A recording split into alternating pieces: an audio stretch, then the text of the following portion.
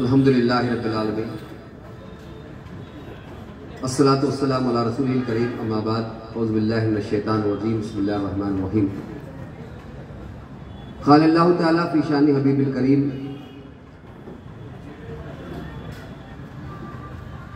वक़ुल जाअल हक़ व ज़क़ल बातिल इन्नल बातिल कान ज़हूक़ा सदक़ल्लाहुल अलीयुल अज़ीम।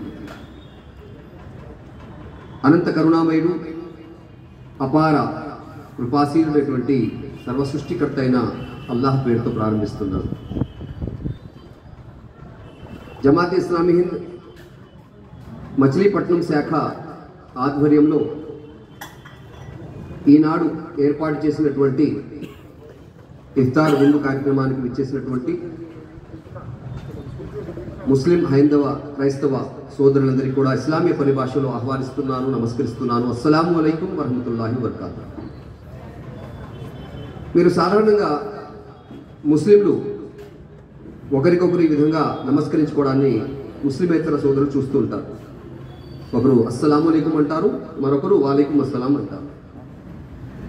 చిన్నప్పటి నుంచి మమేకమైన వారికి భాష అర్థమకైపోయిన మనుషుల మీద ఒక నమ్మకం మీద వీళ్ళు మంచి చెప్తున్నారనే ఒక భావన ఉంటుంది, ఒక నమ్మకం ఉంటుంది.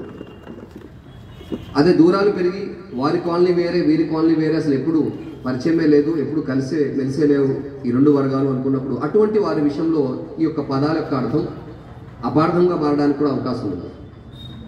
వాళ్ళు ఉర్దూలో నన్ను తిట్టుకుంటున్నారని కొంతమంది అపోహపడచ్చు, సీక్రెట్గా ఏదో మాట్లాడుకుంటున్నారని చెప్పి వాళ్ళు అపోహపడచ్చు.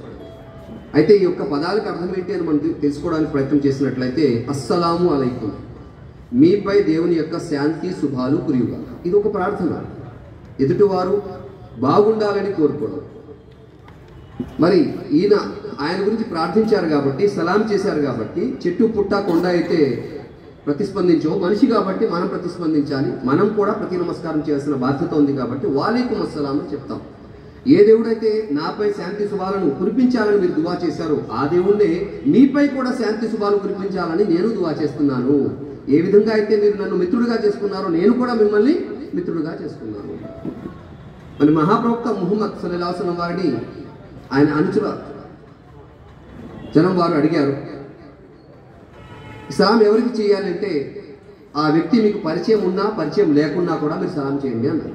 పరిచయం ఉన్న వారికి కాదు, పరిచయం లేని వారికి కూడా. అంటే ప్రతి ఒక్కరి సంక్షేమాన్ని కోరుకోవాలి, అలా సంక్షేమాన్ని కోరుకోండి అని బోధిస్తున్న ధర్మమే ఇస్లాం అని చెప్పి మహాప్రవక్త ముహమ్మద్ సల్లల్లాహు అలైహి వసల్లం వారు తెలియజేశారు. అందుకే నా యొక్క ప్రసంగాన్ని ఆ సలాంతో మీకు ప్రారంభించాను. మనందరిపై కూడా దేవుని యొక్క శాంతి శుభాలు కురియుగాక. మా శివులారా, శుభాల సరోవరం, వరాల వసంతం, పవిత్ర రంజాన్ నెలలో మనం ఉన్నాం. ముస్లిం సోదరులు ఉపవాసాలన్నీ పాటించడాన్ని మనం గమనిస్తున్నాం. చాలామంది కఠోర ఉపవాస దీక్షను ముస్లిం సోదరులు పాటిస్తారని చెప్తుంటారు. ముస్లిం సోదరులు అసలు మీరు ఎలా ఉండగలుగుతున్నారు ఏంటి, ఈ ఎండ వాన అసలు ఏమి లెక్క చేయకుండా మండు టెండల్లో మరి సూర్యోదయానికి ముందు నుంచి సూర్యాస్తమయం వరకు సుమారు 14-15 గంటలు మీరు అంత నిష్టను ఎలా పాటించగలరు, కడుపుని ఎలా మార్చగలరు? ఎందుకంటే సమాజంలో మనం చూస్తున్నాం, ఈ కడుపు గురించి అన్నీ అందరూ చేస్తున్నారు.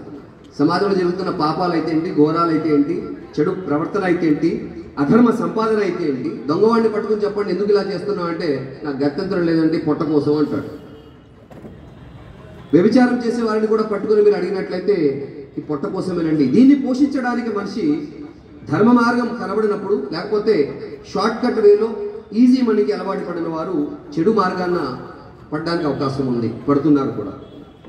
మొత్తం అంతా లింక్ దీనికే ఉంది. అసలు ఈ కడుపే లేకపోతే మనిషి సంపాదించాల్సిన అవసరం కూడా లేదు. సంపాదించాల్సిన అవసరం లేనప్పుడు ధర్మ అధర్మ అనే విషయాలే నియమావళి అనేది రాదు. కానీ గొప్ప పరీక్ష ఈ కడుపు ద్వారానే అలా ఆ యొక్క సృష్టికర్త మనకు పెట్టాడు. దీన్ని నువ్వు ఎలా ఫీల్ చేస్తున్నావు, దీన్ని ఎలా ఫీడ్ చేస్తున్నావు, ధర్మంతోనా లేక అధర్మంతోనా అనే పరీక్ష జీవితం. ఈ ఆకలి అనేది లేకపోతే మనిషి అసలు కష్టపడడం, వ్యాపారం చేయడం, ఉద్యోగం చేయడం ఇవన్నీ చేయడు.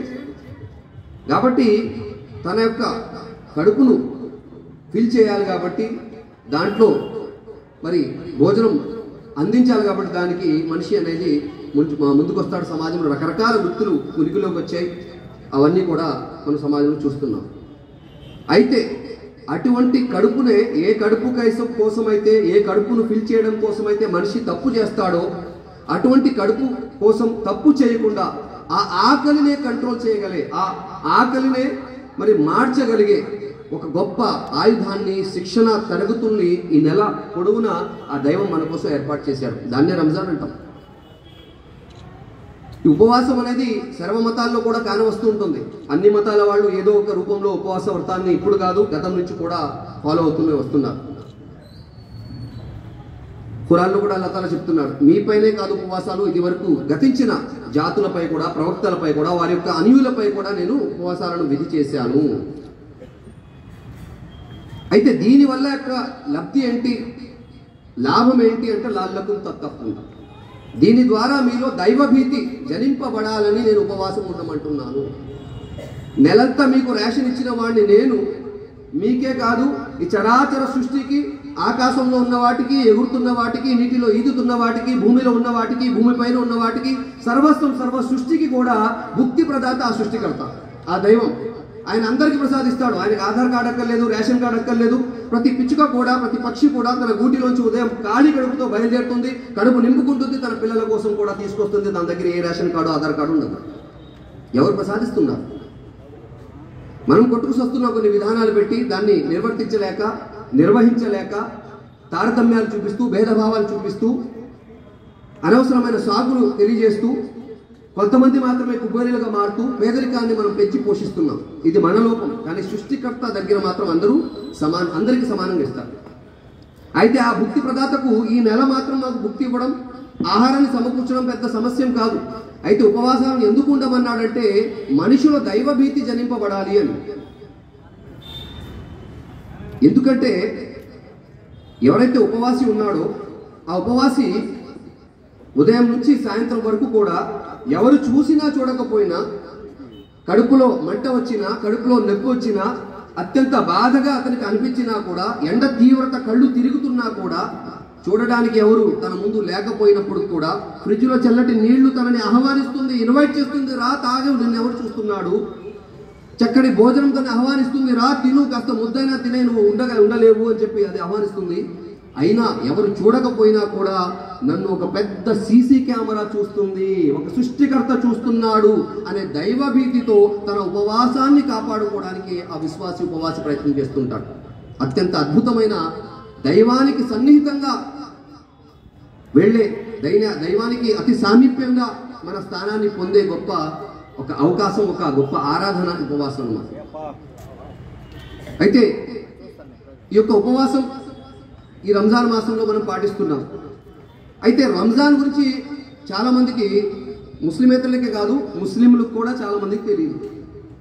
రంజాన్ ఎందుకంటే ఇంతటి ప్రాముఖ్యత ఎందుకు, పుణ్యాలు 70 రెట్లు ఎందుకు పెంచి ఇవ్వబడతాయి, ఒక నమాజ్ చేస్తే 70 నమాజులు చేసిన ఆ పుణ్యం ఎందుకు లభిస్తుంది, శైతాన్ని ఎందుకు బందీ చేస్తున్నారు, స్వర్గ ద్వారాలు ఎందుకు తెరవబడుతున్నాయి, నరక ద్వారాలు ఎందుకు మూయబడుతున్నాయి, ఇవన్నీ కూడా ఎందుకు మీకు నరకాది నుండి మరి క్షమాపణ ఇవ్వబడుతుంది, ఎందుకు మీ యొక్క ప్రార్థనలు స్వీకరించబడుతున్నాయి, ఎందుకు మన్నిప్పును ప్రసాదించడం జరుగుతుంది, ఎందుకు అల్లాహ్ యొక్క కారుణ్యం మీకు ప్రసాదించడం జరుగుతుంది, ఇవన్నీ కూడా ఎందుకు జరుగుతున్నాయి, ఏముంది రంజాన్ నెలలో అని మనం ఒకసారి ఆలోచించినట్లయితే ముస్లింలను అడిగితే కూడా చాలా మంది దగ్గర 0 పాయింట్ ఉంటుందన్నమాట. ఒక ముస్లిమేతరుడిని అడుగుదాం అనుకోండి, ముస్లిమేతర సోదరుడు క్రైస్తవుడో హిందువుడో వెళ్ళి రంజాన్ అంటే ఏంటి భయ్ అంటే క్లియర్గా చెప్తారు. ఆయన, నాకు ఒక ఫ్రెండ్ ఉన్నాడండి, ఆయన పేరు సలీము, ఆయన ప్రతి రంజాన్లో తినిపిస్తారండి మంచి హలీము అంటారు. అయిపోయింది రంజాన్. ఈ హలీం లేకపోతే ఈ సలీమైనా రంజాన్ అంటే నేను అడుగుతున్నాను. తినడం, తినిపించడం, నవ్వడం, నవ్వించడంలో తప్పు లేదు. కానీ అసలు సందేశం ఏంటి ముస్లింలు కూడా తెలుసుకోవాల్సిన అవసరం ఉంది. ఇంతటి ప్రాధాన్యత ఎందుకు ఇవ్వడం జరిగింది? జనవరి నుంచి ప్రారంభమయ్యే ఇంగ్లీష్ నెలలు ఏ విధంగా అయితే ఉన్నాయో అలాగే ముహర్రం నుంచి ఇస్లామిక్ క్యాలెండర్ కూడా మొదలవుతుంది. ఆ యొక్క నెలల పరంపరలో 9వ నెల పేరు మాత్రమే రంజాన్. నెల పేరండి రంజాన్ అంటే. ఈ మిగతా 11 నెలలు పక్కన పెట్టేసి ఈ 9వ నెలకు అంతటా ప్రాధాన్యత ఎందుకు ఇవ్వడం జరిగింది? ఎందుకు కఠోర ఉపవాస దీక్షలు ముస్లింలు పాటిస్తున్నారు?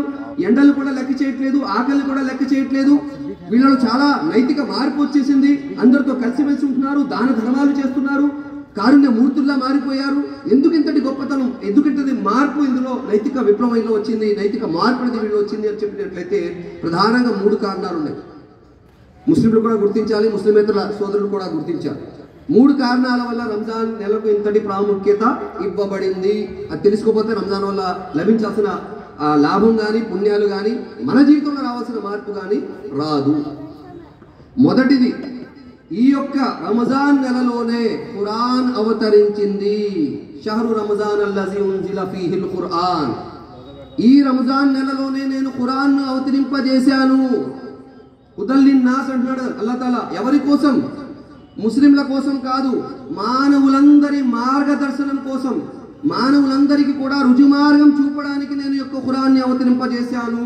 ఈ ఖురాన్ ముస్లింల గ్రంథం కాదు, ఇది మనుషుల గ్రంథం, మానవుల గ్రంథం. నేను మనిషిగా పుట్టాను, మనిషిగానే బ్రతుకుదాం అనుకుంటున్నాను, ఒక మానవత్వపు కలిగిన మనిషిగానే నేను చనిపోవాలనుకుంటున్నాను అన్న వాడి గ్రంథం ఇది.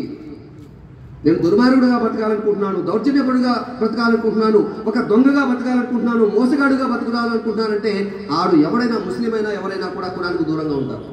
ఖురాన్ దగ్గర ఉన్నా కూడా వాళ్ళ యొక్క జీవితాల్లో మార్పు రాదు. ఎవరైతే నేను మనిషిగా పుట్టాను, నా జన్మ మనిషి జన్మ కాబట్టి నేను మనిషిగా పుట్టాను కాబట్టి మనిషిగా జీవించాలి. ఎలా జీవించాలి?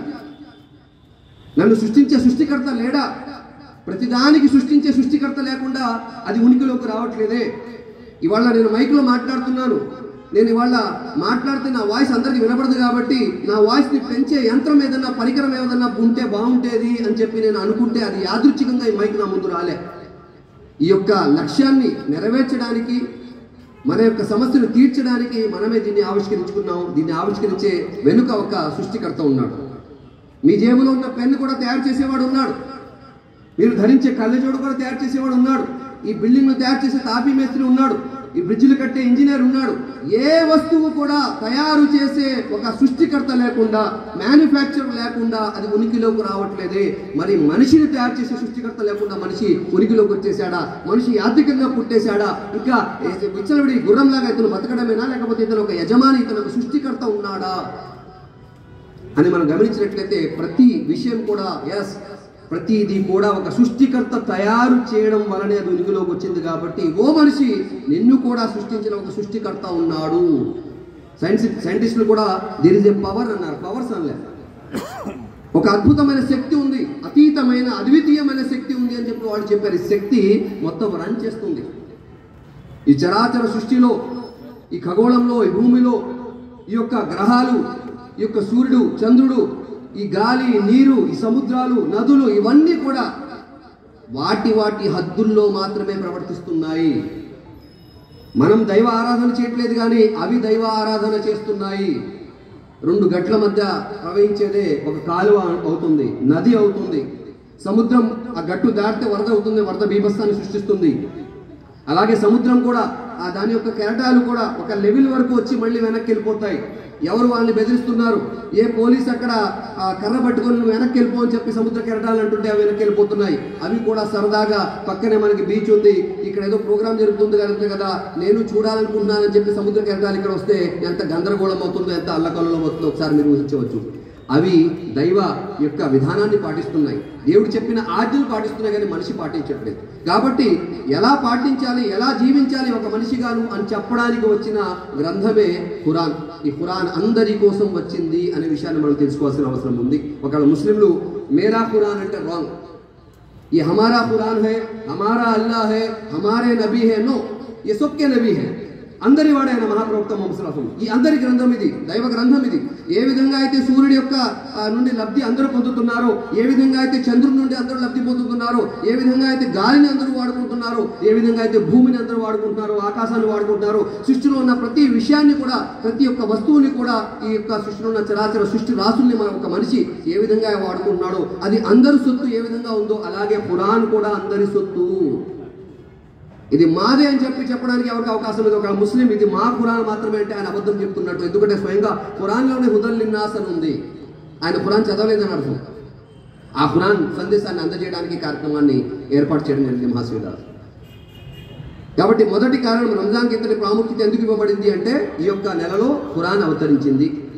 రెండవ కారణం, అది అవతరించిన గొప్ప ఘనమైన రాత్రి, 1000 నెలల కంటే ఎక్కువ పుణ్యాలను అందజేసే రాత్రి లైలతుల్ ఖదర్, షబే ఖదర్. బడి రాత్ అంటారు, బడి చోటి కుచ్ నీ హోతి, షబే ఖదర్ హోతి. లైలతుల్ ఖదర్, షబే ఖదర్ ఏదైతే రాత్రి ఉందో ఆ ఘనమైన రాత్రి నుండే ఈ యొక్క ఖురాన్ అవతరణ ప్రారంభమైంది. ఆ ఘనమైన రాత్రి కూడా ఈ రంజాన్ నెలలోనే ఉంది కాబట్టి రంజాన్కి ఇంతటి ప్రాముఖ్యత ఇవ్వబడింది. మొదటిది ఖురాన్ అవతరించింది, రెండవది షబే ఖదర్, లైలతుల్ ఖదర్ కూడా ఈ యొక్క రంజాన్ నెలలో ఉంది. మూడోది దేవుడు మనిషికి ఎలా జీవించాలి, ఇహ పరాల్లో ఇక్కడ అక్కడ ఏ విధంగా సాఫల్యాన్ని పొందాలి, ఏ విధంగా నష్టాలను తమను తాము కాపాడుకోవాలి, సమాజానికి లబ్ధి చేకూర్చాలి, సమాజాన్ని కూడా నష్టం నుంచి కాపాడాలి తెలియజేసే ఒక మాన్యువల్ ఇచ్చాడు, ఒక జీవన విధానం ఇచ్చాడు. సంపూర్ణ జీవన విధానం మనిషి యొక్క అన్ని మానవ రంగాలకు సంబంధించిన ప్రతి దాని గురించి కూడా ఖురాన్ గ్రంథంలో దిశానిర్దేశం చేయడం జరిగింది. నువ్వు ఏం చేయాలి, ఏం చేయకూడదు, డూస్ అండ్ డోంట్స్ ఖురాన్లో అవైలబుల్గా ఉన్నాయి, రూల్స్ రెగ్యులేషన్ ఖురాన్లో అవైలబుల్గా ఉన్నాయి, బైలాస్ ఖురాన్ లెవెల్లో ఉన్నాయి. అన్నీ కూడా మనిషి చదవాల్సిన అవసరం ఉంది. పుట్టుక నుంచి అతను గిట్టేదాకా, అతను చనిపోయేదాకా కూడా ఏం చేయాలి, ఏం చేయకూడదు, ఎందుకు పుట్టించబడ్డాడు, అతని జీవిత లక్ష్యం ఏంటి అని చెప్పి తెలియజేసే ప్రతి బోధన కూడా స్పష్టంగా ఖురాన్ గ్రంథంలో అక్కడ పెట్టడం జరిగింది. ఇందులో ఏమాత్రం సందేహం లేదు. జాలికల్ కితాబు లా రైబ ఫీ, అక్కడ కూడా చెప్పడం జరిగింది. ఇది నిస్సందేహంగా ఎటువంటి డౌట్ లేని, ఎటువంటి అపోహకు గురి కాని దైవదత్త గ్రంథం ఇది. స్పష్టమైన బోధనలు ఇందులో ఉన్నాయి, మనిషికి ఉపయోగపడే బోధనలు ఇందులో ఉన్నాయి అనే ఒక విషయాన్ని, అటువంటి గొప్ప గ్రంథాన్ని మనుషులకి దేవుడు అందజేశాడు కాబట్టి కృతజ్ఞతగా థ్యాంక్స్ చెప్పే విధంగా ఉపవాసాలను విధి చేశాడు. మీరు నిజంగా ఇక్కడి బుక్ ఇచ్చాను కదా, ఈ మాన్యువల్ మీకు ఇవ్వకపోతే మీరు దారి తప్పడానికి అవకాశం ఉంది, అపమార్గం పట్టడానికి అవకాశం ఉంది. ఒక తెలియని ఊరికి వెళ్తుంటే చాలా మందిని అడుగుతుంటాం, ఏమండి ఆ ఊరికి వెళ్ళాలంటే, నేనే ఇప్పుడు మచిలీపట్నం రావడానికి చాలా మందిని మధ్య మధ్యలో డౌట్ ఇచ్చినప్పుడు అడిగాను, ఏమండి చాలా కాలం మీద వచ్చి కారులో వచ్చారు, డౌట్ వచ్చినప్పుడు అడుగుతాం, కరెక్టేనా రూట్ కన్ఫర్మ్ చేసుకుంటూ ఉంటాం, లేకపోతే అపమార్గం ఎక్కడికో వెళ్ళిపోతాం, తర్వాత బాధపడాల్సి ఉంటుంది. కాబట్టి మనిషి అలా బాధపడకూడదు, అపమార్గం మరి ఎంచుకోకూడదు, రుజుమార్గంలోనే ఉండాలి అని ఆ దేవుడు, ఆ సృష్టికర్త మనకి ఏం చేశాడు, ఖురాన్ గ్రంథాన్ని అందజేశాడు. అది చదివిన ప్రతి వ్యక్తి కూడా ఒక మనిషిగా మారడానికి అవకాశం ఉంటుంది. కాబట్టి ప్రధానంగా 3 కారణాలు ఉన్నాయి. ఖురాన్ అవతరించింది, అది అవతరించిన ఘనమైన రాత్రి లైలతుల్ ఖదర్ ఈ యొక్క రంజాన్ నెలలోనే ఉంది. మూడవది ఉపవాసాలు కూడా ఈ రంజాన్ నెలలోనే విధి చేయబడ్డాయి. ఈ 3 కారణాల వల్ల రంజాన్కు అంతటి ప్రాముఖ్యత ఇవ్వడం జరిగింది. అయితే ప్రధానంగా తెలిసే విషయం ఏంటంటే, రంజాన్ అంటే ఖురాన్, ఖురాన్ అంటే రంజాన్. ఆ ఖురాన్ని వదిలేసి, ఖురాన్ సందేశాన్ని వదిలేసి, ఖురాన్ని ఆచరించడం వదిలేసి మిగతా ఏం చేసినా కూడా లాభం ఉండదు. ఒక పెళ్లికి పెళ్లి కొడుకు పెళ్లి కూతురు ఎంత ముఖ్యమో, రంజాన్కి ఖురాన్ కూడా అంత ముఖ్యమే.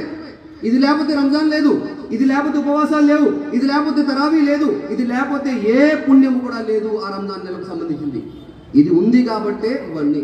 కాబట్టి ప్రధానంగా ఖురాన్ని పట్టుకోవాల్సిన అవసరం ఉంది, ఖురాన్ని చదవాల్సిన అవసరం ఉంది, ఖురాన్ని అవగాహన చేసుకోవాల్సిన అవసరం ఉంది, ఖురాన్ ప్రకారం జీవితాన్ని గడపవలసిన అవసరం ఉంది. ఈ యొక్క అద్భుతమైన శాంతి సందేశాన్ని, సంపూర్ణ జీవన విధానాన్ని ప్రజలందరికీ కూడా తెలియజేయాల్సిన బాధ్యత ఎవరైతే ఈ యొక్క ఖురాన్ని నా గ్రంథం లేకపోతే మన గ్రంథం అని చెప్పి నమ్మారో, దైవ గ్రంథం అని నమ్మారో వారిపై ఉంది. మాసియులారా, ఆ సందేశాన్ని పడచెవిన పెట్టి ఆ సందేశాన్ని పక్కన పెట్టేసి మనం ఏం చేసినా కూడా లాభం ఉండదు. ఈ యొక్క ఖురాన్ గ్రంథం దాని యొక్క బాధ్యత స్వయంగా అల్లాహ్ తాలానే తీసుకున్నాడు. దీన్ని మార్చే శక్తి ఎవరికి లేదు. ఎవరికైనా ఉంటే ఇటువంటి ఖురాన్ని ఒకటి తీసుకురండి అంటాడు, ఒక సూరాన్ని తీసుకురండి అంటాడు, లేదా 10 సూరాలు తీసుకురమ్మంటాడు. ఇప్పటి వరకు ఛాలెంజ్ ఎవరు దాన్ని ఫుల్ఫిల్ చేయలేకపోయారు. దీని యొక్క రక్షణ బాధ్యత కూడా దైవమే తీసుకున్నాడు. ఎందుకంటే దీనికి ముందు కూడా అనేక గ్రంథాలు వచ్చాయి, అనేక ప్రవక్తలు కూడా వచ్చారు. దైవం తరఫున వచ్చిన ఆ విధానాల్లో చాలా మంది మార్పులు చేర్పులు చేశారు, సొంత విషయాలు పెట్టేశారు, చాలా విషయాలని అందులో నుంచి తీశారు. కాబట్టి చివరి గ్రంథంగా, అల్టిమేట్ లాస్ట్ వర్షన్గా, ఈ వాల్యూమ్గా ఖురాన్ని అల్లాహ్ తాలా అవతరింపజేశాడు. కాబట్టి మరి నేను ఈ యొక్క గిఫ్ట్ ఇచ్చాను కదా మీకు, ఈ గిఫ్ట్ ఇచ్చినందుకు మీరు నా కృతజ్ఞతగా ఉపవాసాలు ఉండండి. ఉపవాసాలు ఉంటే నాకేంటి అంటే, దేవుడికి ఏం లాభం లేదు, మనకే లాభం. మొట్టమొదటి ఏంటంటే మనలో దైవభీతి జరుగుతుంది. ఎవరి కోసం ఉంటాడు ఉపవాసం? ఉపవాసాలు నెలలు పాటించకపోతే మీకు రావాల్సిన పథకం రాదు, మీకు రావాల్సిన స్కీములు రావు, మీకు జీతం రాదు. ఎవరైనా అన్నారా? ఎవరైనా భయపెట్టారా? ఎవరు భయపెట్టలేదు. ప్రపంచమంతా ఉపవాసం ఉండకపోయినా కూడా ముస్లింలు ఎందుకుంటున్నారు? మాలో దైవభీతి రావాలి, ఆయన పట్ల అచంచల విశ్వాసం ఉండాలి. పోలీసులు చూసి అందరూ భయపడతారు, ఇంట్లో నాన్న ఉంటే కొడుకు కూడా భయపడతాడు, టీచర్ ఉంటే పిల్లలు కూడా సరిగ్గానే ఉంటారు. కానీ ఒక్కసారి పోలీసు లేకపోతే అందరూ పేకడం మొదలెడతారు. ఇంట్లో నాన్న లేకపోతే కొడుకు సిగరెట్ తాగడం మొదలెడతాడు. అలాగే క్లాస్లో టీచర్ లేకుండా బయటికి వెళ్ళిపోతే పిల్లలు అల్లరి చేయడం మొదలెడతారు. కానీ ఎవరు ఉన్నా లేకపోయినా, ఎవరు చూసినా చూడకపోయినా మనిషి మాత్రం ఆ దేవుడు నన్ను చూస్తున్నాడనే భావన జనించాలి. ఏ తప్పు మాట్లాడే ముందు, ఏ తప్పు చూసే ముందు, ఏ తప్పు చేసే ముందు, ఏ తప్పు వైపుకు వెళ్లే ముందు కూడా ఆయన చూస్తున్నాడు కదా, ఆయన నేను చెప్పబోయేది, వినబోయేది, చూడబోయేది, చేయబోయేది ఇష్టపడతాడా ఇష్టపడడా అని ఒకసారి ఆత్మ పరిశీలన చేసుకోవడానికి అవకాశం ఈ దైవభీతి కలిగజేస్తుంది. అది లేకపోతే తన మనసుకు నచ్చింది మనోకాంక్షల ప్రకారం తన జీవితాన్ని గడిపేస్తాడు. ఈ ఉపవాసం ద్వారా అటువంటి అద్భుతమైన మార్పు మనకు వస్తుంది. మొదటి విషయం ఏంటంటే దైవభీతి. రెండోది ఏంటంటే పేదల పట్ల కరుణ. అరే నేను ఆకలిగా ఉంటున్నాను, ఉన్నవాడైనా లేనివాడైనా ఎవరైనా కూడా ఉపవాసాన్ని పాటించాల్సిందే. ఈ ఉపవాసాన్ని పాటించడం వల్ల ఇతరుల పట్ల కనికరం అనేది వస్తుంది. మహాప్రవక్త ముహమ్మద్ సల్లల్లాహు అలైహి వసల్లం అన్నారు, భూవాసులపై మీరు దయ చూపండి, ఆకాశవాసి మీపై దయ చూపిస్తాడు అని చెప్పారు. ఈ దయాగుణం రావాలి. మనం తింటూ తింటూ ఎంజాయ్ చేస్తూ ఉంటే అసలు ఆకలి ఎలా ఉంటుంది, ఆకలితో పేదవాళ్ళు ఎలా బాధపడతారో కూడా మనకి తెలియదు. మహాశివులారు, నాలాంటి ఒక ప్రసంగికుడు ప్రసంగం చేస్తూ ఒక బెంగళూరుకు సంబంధించిన ఒక సంఘటన చెప్పారు. బెంగళూరులో ఒక పేద కుటుంబం ఉండేది. ఒక తండ్రి, ఒక భార్యాభర్తలు ఉండేవారు, ఒక అబ్బాయి అమ్మాయి ఉండేవారు. ఆ తండ్రికి రోగం వచ్చింది, మంచాన పడ్డాడు, చనిపోయాడు. ఆకలితో ఆ మందులకి డబ్బులు సరిపోయి చనిపోయాడు. డబ్బులు లేవు, పేదరికమైన ఫ్యామిలీ. చనిపోయిన తర్వాత చుట్టుపక్కల ఉన్న వాళ్ళు 4 రోజులు అన్నం పంపించారు. అయ్యో పాపం చనిపోయాడు కదా అని. మళ్ళీ 4 రోజుల తర్వాత 5వ రోజు నుంచి పట్టించుకునేవాడు ఎవడూ లేడు. మళ్ళీ పేదరికం మొదలైపోయింది, మళ్ళీ ఆకలి మొదలైపోయింది. కొడుకు కూడా మంచాన పడ్డాడు ఆకలి లేకుండా. ఆకలి అలమటిస్తుంది ఇంట్లో. ఆ చిన్న పిల్ల, తల్లి ఉంది, ఆ అబ్బాయి ఉన్నాడు, ఆ అమ్మాయి ఉంది. ఆ చిన్న పిల్ల తల్లి దగ్గర వచ్చి అడుగుతుంది, అమ్మా అన్నయ్య ఎప్పుడు చనిపోతాడు అంటుంది. తల్లి కళ్ళంట నీళ్ళు వచ్చేస్తున్నాయి. ఏం మాట్లాడుతున్నావమ్మా, నువ్వు చెల్లేనా, అన్నయ్య గురించి అలా మాట్లాడతావా, అన్నయ్య చనిపోవడం ఏంటి, అన్నయ్య ఎప్పుడు చనిపోతాడని ఆలోచిస్తున్నావేంటి అంటే, చావు అంటే ఆ తల్లికి తెలీదు, ఆ పసికందుకు తెలీదు. ఆ పసికందు అంటుంది, మరి నాన్న చనిపోతే అందరూ అన్నం పంపించారు కదా, నా యొక్క అన్న కూడా చనిపోతే అన్నం పంపుతారు, ఆకలిస్తుందమ్మా అని చెప్పి ఏడ్చిందంట. ఇలా తన బాధలు చెప్పుకోలేని వాళ్ళు మన చుట్టాల్లోనే ఉంటారు, రక్త సంబంధికులు ఉంటారు, ఇరుగు పొరుగులో ఉంటారు. వాళ్ళని మీరు ఫైండ్ అవుట్ చేసి సెర్చ్ చేసి వారికి అందజేయండి. చేయి చాపేవాడికి 40 మంది ఇస్తారు, 60 మంది ఇస్తారు. ఈ యొక్క కళికరం మీరు రావాలి. ఈ యొక్క మార్పు స్వాభిమానంతో చేయి చాపి అడగని వాళ్ళు చాలా మంది ఉంటారు. వెతికి ఇవ్వండి. సదగా కింద, జగాత్ కింద ఏదో మీరు దానం చేస్తున్నట్టుగా ఫోటోలు తీసుకుని ఇవ్వడం కాదు. పేదరికంలో బాధపడుతున్న వారికి స్నేహభావంతో గిఫ్ట్గా ఇవ్వండి, బహుమానంగా ఇవ్వండి.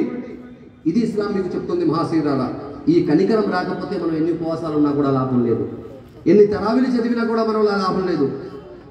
మీ పొరుగువాడు ఆకలి దప్పుతూ ఉంటే మీరు కడుపారా భోజనం చేసి పడుకుంటే మీరు ముస్లిం కాదు అని చెప్పింది. ఇంతకన్నా గొప్ప ధర్మం ఏముంటుంది? డైరెక్ట్ చెప్పేస్తుంది.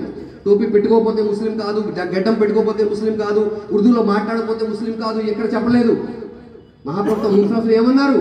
పొరుగువాడు ఆకలి దప్పులతో బాధపడుతుంటే నువ్వు మాత్రం హ్యాపీగా ఉంటే యు ఆర్ నాట్ ఏ ముస్లిం.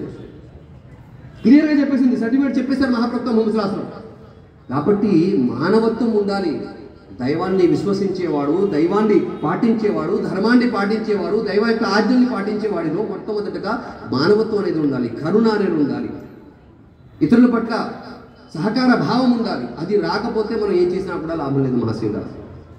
కాబట్టి ఈ యొక్క రంజాన్ యొక్క ఉపవాసాలు దైవ భీతి మనలో జనింపజేస్తాయి. రెండోది ఏంటంటే మరి ఇతరుల పట్ల కరుణ అనేది మనలో జనింపజేస్తాయి. ఇంకోటి, రంజాన్ నెలలో మనం జకాత్ తీస్తుంటాం. రంజాన్కే ప్రాముఖ్యం కాదు, పుణ్యాలు ఎక్కువ దొరుకుతాయని చాలామంది జకాత్ ఈ నెలలో తీస్తుంటారు. కానీ మన యొక్క ఆదాయంలో నికర ఆదాయం కనుక ఇప్పుడు చెప్పిన విలువ కన్నా దాటినట్లయితే తప్పకుండా, అంటే ధనికులు ముస్లింలలో 2.5% వారి యొక్క నికర ఆదాయంలో 2.5% పేదలకు తప్పనిసరిగా అందజేయాలనే కండిషన్ ఉంది. ట్యాక్స్లో ఎగ్గొట్టడానికి అవకాశం లేదు. నువ్వు విశ్వాసి అయితే తప్పనిసరిగా నీకు ఎన్ని లక్షలు ఉన్నా కూడా 2.5% బంగారం ఉన్నా, వెండి ఉన్నా, ఏమున్నా కూడా దాని యొక్క విలువ కట్టి దానిపై 2.5% పేదలకు అందజేయాలి.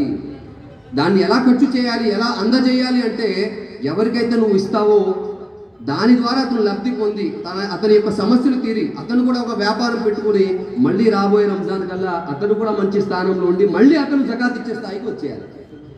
మనం ఏం చేస్తాం? జకాత్ని 10 రూపాయలు అదికి, 10 రూపాయలు ఈడికి 100 మందికి పంచడం కన్నా ఆ 1000 రూపాయలు ఒకటికి ఇచ్చి ఒక మరి అరటిపళ్ళు పెట్టి నాలుగు చిన్న బడ్డీ షాప్ పెట్టినా 10,000 పెట్టి అతని జీవితం మారిపోతుంది. కాబట్టి అటువంటి మార్పు రావాల్సిన అవసరం ఉంది. సమాజం నుంచి పేదరికాన్ని దూరం చేయడానికి అమర్త్య సేన్ అన్నారు, ముస్లింల దగ్గర చాలా గొప్ప మంత్ర దండం ఉంది అని చెప్పారు. లాఠీ ఉంది, జాదుకా లాఠీ ఉంది, అదేంటంటే జకాత్. ఈ జకాత్ ద్వారా సమాజంలో ఉన్న పేదరికాన్ని దూరం చేయొచ్చు. ముస్లింలే కాదు, ముస్లిమేతరులు కూడా తమ సంపాదన నుంచి దైవాన్ని సాక్షిగా ఉంచి అబద్ధాలు చెప్పకుండా, లేనిపోని సాకులు చెప్పకుండా 2.5% జకాత్ రూపంలో కనుక ఖర్చు చేసినట్లయితే పేదల కోసం మరి సమాజంలో పేదరికం అనేది నిర్మూలించబడుతుంది. ఇక్కడ మనం జనాభా పెరిగిపోతుంది సాపు అంటాం. జనాభా పెరిగిపోవడం సమస్య కాదండి, అది మొత్తం జనాభాకు సంబంధించిన కావాల్సిన వనరులు, ఆ ధనం, డబ్బు కొంతమంది కుబేరుల దగ్గర మాత్రమే ఉండిపోవడం వల్ల, మొత్తం 95% సంబంధించిన వనరులు, సంపద అంతా 5% మంది దగ్గర ఉండిపోవడం వల్ల సమాజంలో ఉచ్చనీచాలు వచ్చేస్తున్నాయి. పేదరికం ఇంకా పెరిగిపోతుంది. మరి కుబేరులు ఉన్నవాళ్ళు ఇంకా ఉన్నవారుగా మారిపోతున్నారు. కాబట్టి నీ యొక్క సంపాదనలో పేదల హక్కు ఉంది అని చెప్పి ఖురాన్ డైరెక్ట్గా చెప్తుంది. నీకేదో ఇవ్వండి అని కాదు, నేను నీకు ప్రసాదించిన దాంట్లోంచి నా మార్గంలో ఖర్చు చేయి అని చెప్పి అల్లాహ్ తాలా అంటున్నాడు, సృష్టికర్తున్నాడు. అంటే మన దగ్గర ఉన్నదంతా కూడా ఆయన ప్రసాదించమే, మనది కాదు అనే ఒక భావనతో మనం పేదల పట్ల ఖర్చు చేయాల్సిన అవసరం ఉంది. మరి ఆ కరోనా సమయంలో మీరు చూసారో లేదో, ఆ యొక్క భావనతోనే, ఆ యొక్క స్ఫూర్తితోనే, ఆ యొక్క మానవత్వంతోనే కరోనా సమయంలో కుల మతాలకు అతీతంగా ముస్లిం సోదరులు ఉపవాసాలు పాటిస్తూ మండు టెండల్లో కూడా వలస కార్మికులకు దేశవ్యాప్తంగా వాళ్ళు ఆహారాన్ని అందజేశారు, నీళ్లను అందజేశారు. మరి కరోనాతో బాధపడుతున్న వాళ్ళకి మందులను అందజేశారు, ఆక్సిజన్ అందజేశారు. మరి ఇంటికి తీసుకెళ్లి ఆహారం వాళ్ళకి ఫ్రీగా ఇచ్చారు. క్వారంటైన్ సెంటర్లు కూడా పెట్టారు. ఏ ముస్లిం వీళ్ళు పెద్ద సంపాదించే వాళ్ళ, అరే టైర్ కొట్టు పెట్టుకున్న సాహిబ్ గారు, కిడ్నీ షాప్ పెట్టుకునే సాహిబ్ గారు, ఏదో చిన్న వ్యాపారం చేసుకునే సాహిబ్ గారు, ఎక్కువ మంది ముస్లింలు చిన్న వ్యాపారంలో చేతి పనులు చేసుకునే వాళ్ళు ఉంటారు. ఈ పేద ముస్లింలు కూడా చాలా మంది ఏం చేశారంటే ఆ కరోనా సమయంలో అందరినీ ఆదుకోవడం జరిగింది. మాస్టర్లారా ఫ్రీ అంబులెన్స్లు పెట్టారు. అలాగే ఎవరైతే తమ సొంత రక్త సంబంధికులైన కూడా ముట్టుకోవడానికి కూడా భయపడితే కూడా ప్రాణాలకు తెగించి ముస్లింలు వెళ్ళి వారి యొక్క కర్మకాండలు చేశారు, వారి యొక్క కుల ఆచారాల ప్రకారం చేశారు. మాసీవులారా ఇటువంటి మానవత్వం రావాల్సిన అవసరం ఉంది. ఆ మానవత్వం రాకపోతే మనం మతం అంటే ఏంటో అర్థం చేసుకోలేనట్టు, ధర్మం అంటే ఏంటో అర్థం చేసుకోలేడు. ఈ భారతీయ సంస్కృతి గొప్ప సంస్కృతి. ఇక్కడ భిన్నత్వంలో ఏకత్వం ఉంది. ప్రపంచ దేశాలు చాలా ఆశ్చర్యానికి గురి అవుతాయి. ఇన్ని మతాలున్నా, ఇన్ని ఆచారాలున్నా, ఇన్ని సంప్రదాయాలు ఉన్నా కూడా ప్రతి 60 కిలోమీటర్ల సాంప్రదాయం మారిపోతుంటుంది. అటువంటి ఈ గొప్ప దేశంలో ఏంటి అంత కలిసిమెలిసి ఉంటున్నారు ఏంటి అంటే ఇక్కడున్న సహృద్భావ వాతావరణం, ఇక్కడున్న మరి హిందూ ముస్లింలు క్రైస్తవులు అందరూ కూడా, సిక్కులు బౌద్ధులు జైనులు అందరూ కూడా మేమంతా భారతీయులు, మేమంతా మనుషులం, మేమంతా మానవత్వాన్ని కలిగిన వారు అని చెప్పి వాళ్ళంతా ఆ సాక్ష్యం ఇవ్వడం, కలిసి ఉండడం వల్ల భారతదేశానికి ఎవరు ఏం కూడా చేయలేకపోతుంటారు. కాబట్టి అణువాయుధాలు వినియోగించాల్సిన అవసరం లేదు. భారతదేశాన్ని మరి నాశనం చేయాలంటే, భారతదేశాన్ని వీక్ చేయాలంటే ఏం చేయాలి అంటే ఇక్కడున్న ఐక్యతను చిన్నాభిన్నం చేయాలి. నువ్వు ముస్లిం, నువ్వు హిందూ, నువ్వు క్రిస్టియన్ చెప్పి రకరకాలుగా వారిని విభజించాలి అని చెప్తున్నారు. మహాశివులారా నేను బాగా చెప్తున్నాను వినండి. ఒక బిల్డింగ్ కట్టాలంటే ఏమేమి కావాలి మీరు చెప్పండి. ఒక బిల్డింగ్ కట్టాలంటే ఇటుక కావాలి, ఇసుక కావాలి, సిమెంట్ కావాలి, ఇనుము కావాలి, నీళ్లు కావాలి. ఇవన్నీ కలిపితేనే వాటి యొక్క మిశ్రమమే ఒక బిల్డింగ్గా మీకు తయారవుతుంది. హిందూ ఒక ఇటుక కావచ్చు, ముస్లిం ఒక ఐరన్ కావచ్చు, క్రైస్తవుడు ఇసుక కావచ్చు, ఇంకో ఆయన నీళ్లు కావచ్చు. ఈ అన్నీ కూడా కలిస్తేనే భారతదేశం అవుతుంది. వీటిని విడదీస్తే మరి ఇటుక వల్ల లాభం లేదు, ఇసుక వల్ల లాభం లేదు. ఈ ఇసుక ఇనుము అన్ని కలిస్తేనే భారతదేశం అవుతుంది. కాబట్టి ఇక్కడ ముస్లింలు క్రైస్తవులు ఎవరైనా కూడా సర్వ మతాలను కూడా గౌరవించు, నీ మతాన్ని నువ్వు పాటించు అని చెప్పి ఇస్లాం ధర్మం మీకు చెప్తుంది. ఎవరిని కూడా ఏ విధంగా కూడా కించపరుస్తూ మాట్లాడకు. ఎవరైతే వారి యొక్క దేవతలను ఎవరు పూజిస్తున్నారో వారి గురించి చెడుగా మాట్లాడుకోని చెప్పి డైరెక్ట్ ఖురాన్లో రాస్తుంది. విద్వేషానికి అవకాశం లేదు, అసత్యాలకు అవకాశం లేదు. మహాశివులారా మహాప్రవక్త ముహమ్మద్ సల్లల్లాహు అలైహి వసల్లం అన్నారు, ముస్లిము ఒక అలసి కావచ్చు, ఒక ముస్లిం పిసినారి కావచ్చు, కానీ ముస్లిం మాత్రం అబద్ధీకుడు కాలేడు అని చెప్పారు. అబద్ధాన్ని పలికేవాడు ముస్లిం కాదు, ముస్లిం అంటే అబద్ధాన్ని పలకడు. కాబట్టి ఆచరణాత్మక సాక్ష్యం ఇవ్వాల్సిన అవసరం ఉంది. మహాశివులారా ఇస్లాం భారతదేశంలో లేదు. చాలా మంది బయట నుంచి వచ్చారు, కేరళకి వచ్చారు, వ్యాపారం చేసుకునే నిమిత్తం వచ్చారు. అక్కడ ఉన్న రాజులు, హిందూ రాజులు, సామంతులు కూడా వారికి అవకాశం ఇచ్చారు. ట్యాక్స్ ఇస్తారంటే కూడా వ్యాపారం చేసుకోండి అన్నారు. వచ్చి ముస్లింలు వ్యాపారం చేసుకున్నారు, ధర్మ ప్రచారం కోసం రాలేదండి. వ్యాపారం చేసుకుంటున్నప్పుడు ఒకే ఐటెం 2 బస్తాల్లో పెట్టుంది, పప్పు పెట్టుంది, చూడటానికి ఒకటే ఉంది. ఏమంటే ఇది ఏంటి అంటే ఈ పప్పు 10 రూపాయలు, ఈ పప్పు 5 రూపాయలు అన్నారు. అదేంటండి 2 ఒకేలా కనబడుతున్నాయి కదా, ఇది 10 ఏంటి, అది 5 ఏంటంటే ఇది ఫ్రెష్, అది నిల్వ అని చెప్పారు. అరే కనబట్లేదే తేడా, ఎవరు చూడ్డానికి వచ్చారండి, మా రాజు ఏమైనా మిమ్మల్ని కొడతాడా తిడతాడా, రెండు కలిపేసి అమ్మేయచ్చు కదా, లేదా 2 10 రూపాయలకి అమ్మేయచ్చు కదా, మీరెందుకు నష్టపోతున్నారు అని చెప్తే మీ రాజు చూసినా చూడకపోయినా ఆ దేవుడు చూస్తున్నాడు, మేము అబద్ధం చెప్పము, ఏముందో లోపం ఉన్నా కూడా లోపం చెప్పి మేము అక్క వ్యాపారాన్ని చేస్తామని చెప్పారు. ఆహా, ఎంతటి గొప్ప ధర్మం, ఎంతటి దైవభీతి అండి. అసలు మీ ధర్మం ఏంటో చెప్పండి, మీ యొక్క భావన ఏంటి, మీ యొక్క భావజాలం ఏంటి, మీ యొక్క సిద్ధాంతాలు ఏంటి, మీ యొక్క విధి విధానాలు ఏంటి, మీ యొక్క గ్రంథం ఏంటి, మేము చదవాలనుకుంటున్నాం, మేము తెలుసుకోవాలనుకుంటున్నాం అని చెప్పి వాళ్ళు స్టడీ చేసి వారికి నచ్చి చాలా మంది ఇస్లాంని స్వీకరించడం జరిగింది. ఇస్లాంలో బలవంతం కానీ బలాత్కారం కానీ లేదు ధర్మం విషయంలో అని చెప్పి కూడా ఖురాన్ చాలా క్లియర్గా చెప్తుంది మహర్షి గారు. మరి ఖురాన్ ఇచ్చే సందేశం దేవుడు ఒక్కడే అనే. మరి ఖురాన్ ఎందుకు వచ్చిందంటే మొట్టమొదటి సందేశం ఏంటంటే దేవుడు ఒక్కడే, ఖుల్ అల్లాహు అహద్, ఇలా చెప్పి నేను ఒక్కడనే, అల్లాహ్ ఒక్కడే, ఆయన తప్ప మరొక దేవుడు లేడు అనే విషయాన్ని చెప్తున్నాడు. అలాగే హిందూ ధర్మం తీసుకున్నట్లే కదా, ఏకం యవద్వితీయం అనే విషయం చెప్తున్నాడు, దేవుడు కూడా ఒక్కడే. ఏకో బ్రహ్మ ద్విత్వం నాస్తి నాస్తి నాస్తి కించం నాస్తి, ఆ బ్రహ్మ అనేవాడు ఒక్కడే, రెండో వాడు లేడు లేడు అనే విషయాన్ని ఎక్కడ చెప్పడం జరుగుతుంది. ఇక్కడ మరి ఆ రూపాన్ని ఎవరు చూడలేరు అనే విషయాన్ని కూడా మరి ఖురాన్ గ్రంథం కూడా చెప్తుంది. ఆయనని ఎవరు కూడా చూడలేరు, ఆయన అందరు చూస్తుంటారు, అందరి చూపులను ఆయన అందుకుంటాడు అనే విషయాన్ని ఇక్కడ చెప్పడం జరిగింది. అలాగే అక్కడ కూడా నతస్య ప్రతిమ అస్తి, దైవానికి ఒక ప్రతిమ ఆకారం రూపం అనేది లేదు, ఆయన అద్వితీయుడు అగోచరుడు, ఆయన చూడలేము. ఆయన తయారు చేసిన సూర్యుని దగ్గర నుంచి చూడలేము, ఆ సూర్యుని తయారు చేసిన సృష్టికర్తను మనం చూడగలమా? महाशिवलारा, कोई भगवान के नाम से बुलाता है, कोई खुदा के नाम से बुलाता है, कोई ईश्वर के नाम से बुलाता है, कोई खुदा के नाम से बुलाता है, कोई गॉड के नाम से बुलाता है. नाम अलग हो सकता है लेकिन भगवान सृष्टिकर्ता गॉड एक ही है.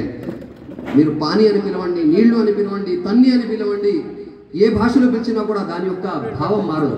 కానీ ఆ పానీకి బదులు దీన్ని ఏ భాషలో పిలిచినా నేను ఒప్పుకుంటాను, ఓకే నో ప్రాబ్లం. కానీ నీళ్ళకి బదులు ఇందులో ఏదో పోసేసి, ఏదో విస్కీనో బ్రాందీనో ఇందులో పోసి ఇప్పుడు చెప్పండి ఇది పానీ, ఏం పిలిచినా పర్లేదు అంటే తప్పు. అది ఇందులో పానీయే కాదు. కాబట్టి ఎవరైతే సృష్టికర్త ఉన్నాడో ఆ నిజమైన సృష్టికర్తని ఆయన గుణగణాల ద్వారా తెలుసుకొని ఆయన ఏకుడు ఏకోశ్వరుడు, ఆయన తప్ప మరొక దేవుడు లేడు అనే విషయాన్ని మనం గమనిస్తూ, ఆయనకు పుట్టుక మరణాలు ఉండవు, ఆయనకు నిద్ర రాదు, అలసిపోడు, ఆయన నిత్యం యొక్క సృష్టిని నడిపిస్తున్న సృష్టికర్త, దీన్ని నిర్వహిస్తున్న నిర్వహణకర్త అని చెప్పి ఎవరైతే నమ్ముతారో ఆ యొక్క వ్యక్తులు ఆ నిజమైన దైవాన్ని గుర్తించినట్లు, ఆ నిజమైన దైవాన్ని మనం పొందినట్లు. కాబట్టి మహాశివులారా, ఖురాన్ ఇచ్చే సందేశం అంటే దేవుడు ఒక్కడే అనే సందేశాన్ని ఇస్తుంది. దైవ దౌత్యం గురించి చెప్తుంది. మరి మనుషుల్లోనే ప్రవక్తలుగా కొంతమందిని ఎన్నుకుంటాడు, ప్రతి జాతికి ఒక ప్రవక్తను ఆ యొక్క దైవం పంపించాడు, వారి ద్వారా ఆయన సందేశాన్ని వినిపింపజేశాడు, అందరికీ తెలియజేశాడు.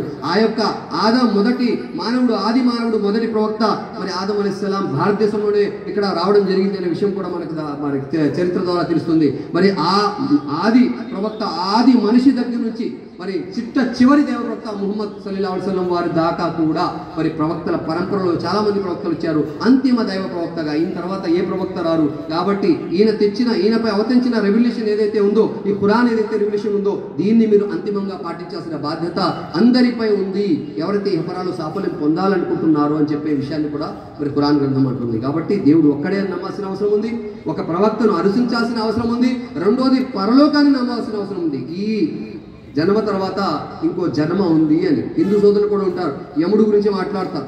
యముడు ఎక్కడుంటాడండి? రామోజీ ఫిల్మ్ సిటీలో ఉంటాడా?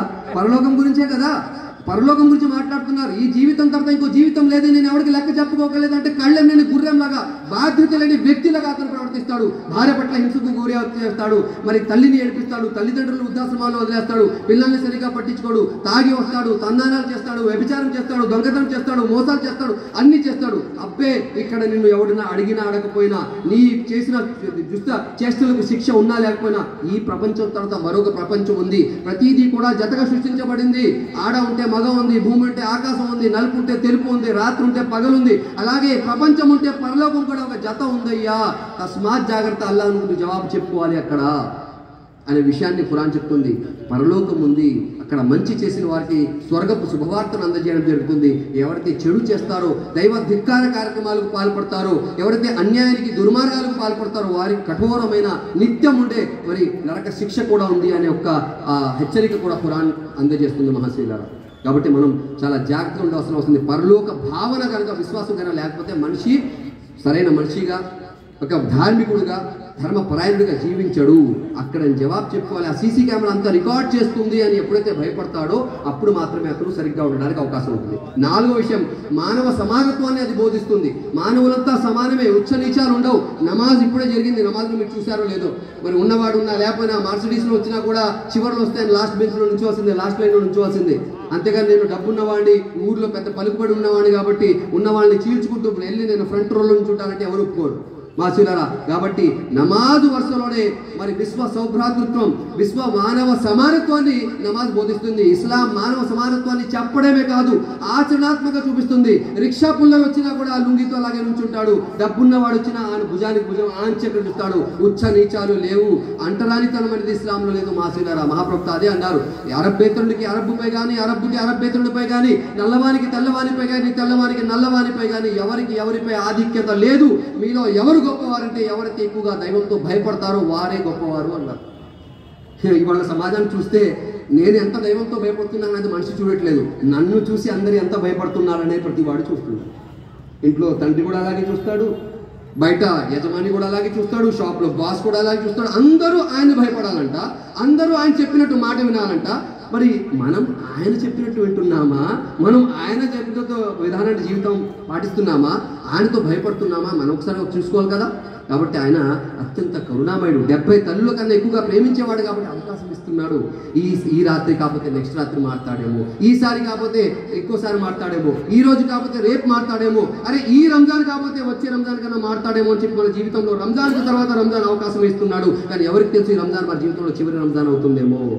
ఎంతో మంది గత రంజాన్లో మనలో కూర్చొని ఉన్నారు, మారుదాం అనుకున్నారు, మారే అవకాశం లేదు, తౌబా చేసే అవకాశం లేదు, పశ్చాత్తాపడే అవకాశం లేదు, దైవం ముందు సాగిలపడే అవకాశం లేదు, నేను మారిపోయాను అని చెప్పడానికి అవకాశం లేదు. సొటట్న వరకు ఒక బుద్ధి వచ్చేసింది, ఒక దైవం తరఫున మిస్ కాల్ వచ్చేసింది, అంతే అతను తీసుకెళ్ళిపోయారు. ఒక్క నిమిషం పెట్టరు. ఎంత డబ్బున్నవాడైనా చనిపోయిన తర్వాత ఎప్పుడు మోసేద్దాం, ఎప్పుడు తీసుకెళ్ళిపోదాం అనుకుంటారు, ఏడుస్తుంటారు, అయ్యో పోయావా అంటారు. అయ్యో నేను వచ్చేసానని శవం వేసి కూర్చుందనుకుని అందరూ పరిగెడతారు, ఏదో కాసేపు ఏడుస్తారనమాట. ఎక్కువగా మనుషులు మర్చిపోయే విషయం ఏంటంటే చనిపోయేవాడిని మర్చిపోతారంట, చాలా త్వరగా మర్చిపోతారు. తండ్రి కోట్లు 99 లక్షలు సంపాదించినా కూడా కొడుకే ఉంటాడట, ఇంకో 1 లక్ష సంపాదిస్తే కోటి రౌండ్ ఫిగర్ అయిపోతుంది కదా అంటారు. అంతేగాని తండ్రి గురించి, తండ్రి పేరులో ఒక బోరింగ్ వేసి ఒక బావి కట్టించి నలుగురు భోజనాలు వేసే సంతానం ఎక్కడ మీరు చూడరు మహాశీలారు. కాబట్టి తండ్రుల పట్ల విధేయత కలిగి ఉండండి, అందరినీ సమానంగా చూడండి అనే సమానత్వ సందేశాన్ని ఇస్లాం అందజేస్తుంది మహాశివులారా. కాబట్టి ప్రధానంగా ఈ 4 విషయాలు, దేవుని ఏకత్వం, దైవ దౌత్యం, అలాగే పరలోక భావన రావాల్సిన ఉంది. అందరినీ సమానంగా చూడాల్సిన అవసరం ఉంది. మీరు ఇంటికి యజమాని అయినా, షాప్కి యజమాని అయినా, లేకపోతే ఒక నియోజకవర్గానికి ప్రతినిధి అయినా, రాష్ట్రానికి సీఎం అయినా, దేశానికి ప్రధాని అయినా, మీరు అందరినీ సమానంగా చూడాలి. మీకు ఓటు వేసాడా, ఓటు వేయలేదా, మీ గురించి దుష్ప్రచారం చేశాడా, లేకపోతే ఫేవర్గా మాట్లాడేది కాదు. అందరూ సమానంగా మీరు చూస్తేనే మీ యొక్క రాజరికం అనేది ఉంటుంది, మీ యొక్క సుపరిపాలన అనేది ఉంటుంది. కాబట్టి ఈ యొక్క ఖురాన్ అందరికీ ఏం చేస్తుందంటే అందరినీ సమానంగా చూడండి, అందరూ కలిసిమెలిసి ఉండండి, ప్రేమపూర్వక వాతావరణాన్ని సృష్టించని చెప్తున్నారు. కాబట్టి రంజాన్ పురస్కరించుకొని ఒక మంచి సందేశాన్ని మీకు అందజేయాలనే ఒక కృషి మచిలీపట్నం జమాత్ ఇస్లామీ హింద్ శాఖ ద్వారా మరి ఏర్పాటు చేయడం జరిగింది. కొన్ని ముఖ్యమైన విషయాలు, సమయ భావం వల్ల చాలా విషయాలు నేను లోతుల్లోకి వెళ్లకుండా దాని యొక్క సారాంశాన్ని మీ ముందు ఉంచడానికి నేను ప్రయత్నం చేశాను. మహాశివులారా, మరి ఖురాన్ వచ్చింది, దాని నుంచి లబ్ధి పొందుతున్నామా లేదా, దాన్ని అసలు చదువుతున్నామా లేదా ఒకసారి చూడాలి. ఖురాన్ అరబీలో ఉంది, పుణ్యాల కోసం అరబీలో చదివితే అది మనకు అర్థం కాదు. ఒక లెటర్ వచ్చింది, వీసా వస్తుంది, అది కూడా అరబీలో ఉంటుంది. దాన్ని చదువుతూ పుణ్యాలు ఒక ఫ్రేమ్ కట్టించి ఇంట్లో పెట్టుకుంటామా? అరబీ రాకపోతే ఎవరి దగ్గర పరిగెడతామండి? हाफिज గారి దగ్గర పరిగెడతాం. हाफिज साहब एक लेटर आया है, क्या है बोलो, कहाँ जाना है, कितना पैसा है, कितना सैलरी है. ఆహా ఎంత ఆతృతో చిన్న మెసేజ్ వస్తుంది, ఒకప్పుడు వచ్చి ఇప్పుడు వస్తున్నా లేదు, కోకో కోలాలో మీకు 5 కోట్లు తగిలి పరిగెడతారు, 5 కోట్లు తగిలి అంట. అటువంటి బాగా అర్థమవుతాయి. కానీ ఖురాన్ వచ్చి జీవితంలో మనకు 40 సంవత్సరాలు వచ్చేసింది, 60 సంవత్సరాలు వచ్చింది, ఏం అర్థం కాలేదు. అరబీ చదువుతున్నాం అంతే. నేను ఒక ఊరికి ప్రసంగం చేయడానికి వెళ్తే ఆ మగరిబ్ తర్వాత ఇలాగే ప్రసంగం ఉంది, ఇమాం గారు సలాం చెప్పేసి అనౌన్స్మెంట్ చేస్తున్నారు, నమాజ్ తర్వాత సున్నత్ తర్వాత బయట ఫలానా ఆయన వచ్చారు, ప్రసంగం ఉంది, అందరు రండి అని చెప్తున్నారు. ఆయన వాయిస్ వినపడుతుంది, ఈ పక్కన ఎవరో ఆమీన్ ఆమీన్ అంటున్నారు, తీరిక ఆమీన్ అంటున్నారు. అంటే సలాం చేయగానే కామన్గా ఏం చేస్తారు, హాఫీజ్ సాబ్ దువా చేస్తారు. కాబట్టి ఆయన దువా మొదలెట్టేశారనమాట. ఆమీన్ ఆమీన్ అనేస్తారు. అర్థం ఒక్కర్లేదనమాట. వెనకాల నాశనం అయిపోవాలన్నా ఆమీన్ అనేస్తాడు, వాడు వ్యాపారం నాకొచ్చేయాలన్నా ఆమీన్ అనేస్తాడు. అర్ధరహితంగా ఏది చేసినా కూడా మీకు అనవసరం జీవితంలో లాభం జరగదు. కాబట్టి ఖురాన్ని అరబీతో చదివితే కొన్ని పుణ్యాలు తప్పకుండా లభ్యమవుతాయి. కానీ దాని యొక్క అనువాదం మీకు వచ్చిన భాషను మీరు చదవాల్సిన అవసరం ఉంది, దాన్ని అర్థం చేసుకోవాల్సిన అవసరం ఉంది, దానిపై అవగాహన పెంచుకోవాల్సిన అవసరం ఉంది, దానిపై ఆచరించాల్సిన అవసరం ఉంది. దాని యొక్క సందేశాన్ని ప్రజలందరికీ కూడా మీరు అందజేయాలి. అందజేయకపోతే తప్పు చేస్తున్నాడు. మన సోదరులంతా అడుగుతారు, అయ్యా నువ్వు అన్నీ చెప్పావు, మా అమ్మాయికి ఏ కాలేజీలో జాయిన్ చేస్తే బాగుంటుంది నేను అడగలేదు, నువ్వే చెప్పావు. ఆ అబ్బాయి చేసుకుందాం అంటే ఆ అబ్బాయి మంచోడా లేదా అన్నీ చెప్పావు, అన్ని విషయాలు సలహా ఇచ్చావే. ఇల్లు ఏ సిమెంట్తో కట్టుకుంటే బాగుంటుంది, నా మేస్త్రితో కట్టించుకో చాలా బాగా కడతాడు, అన్నీ చెప్పేసావు. దేవుడి గురించి చెప్పలేదంటే అయ్యా, ఖురాన్ గురించి చెప్పలేదంటే నువ్వు ఒక్కడే స్వర్గంలోకి వెళ్ళిపోతావా, ఎలా వెళ్తావు అని చెప్పి పట్టుకుంటే ఎక్కడికి వెళ్తాం మనం?